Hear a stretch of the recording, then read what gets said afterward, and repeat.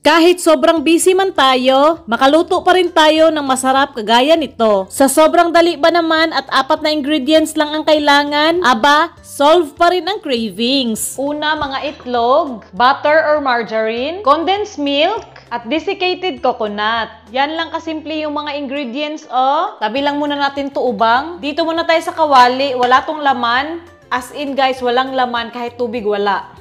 Uulitin ko ha, yung kawali, walang laman. Takpan natin. Tapos buksan natin yung apoy sa sobrang hina lang. Yan o, na halos hindi na makita. Sa mangkok, biyakin o pisain natin itong 4 na itlog. Papansin yun ay. Yan. Tapos i-beat muna natin ang hindi maayos. Charot lang.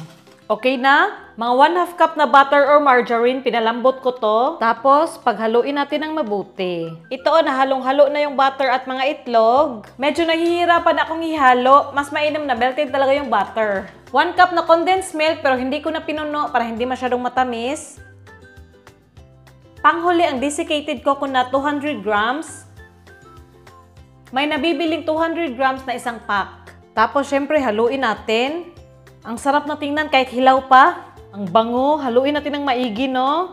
Ganito yung magiging itsura, o, pag halong-halo na. Ganyan. May iyak na naman si palangga ko. Adoy. Oh, don't cry.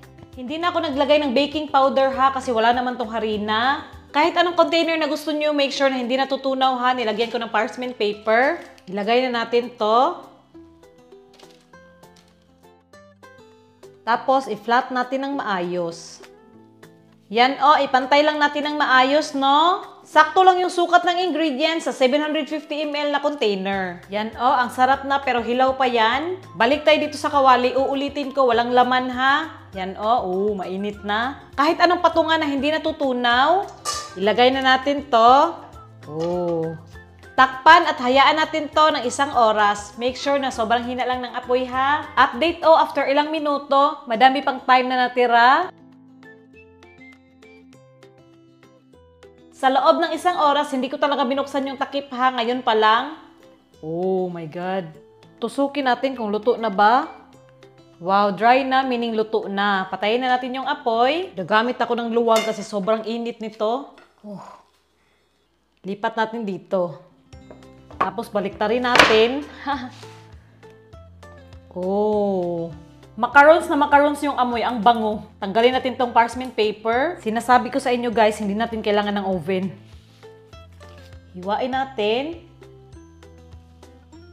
Ayan, sa gitna oh.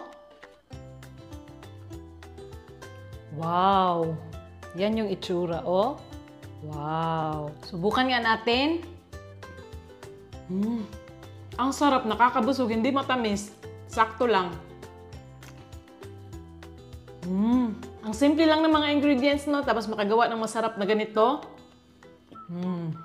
Diba? Hindi natin kailangan ng oven.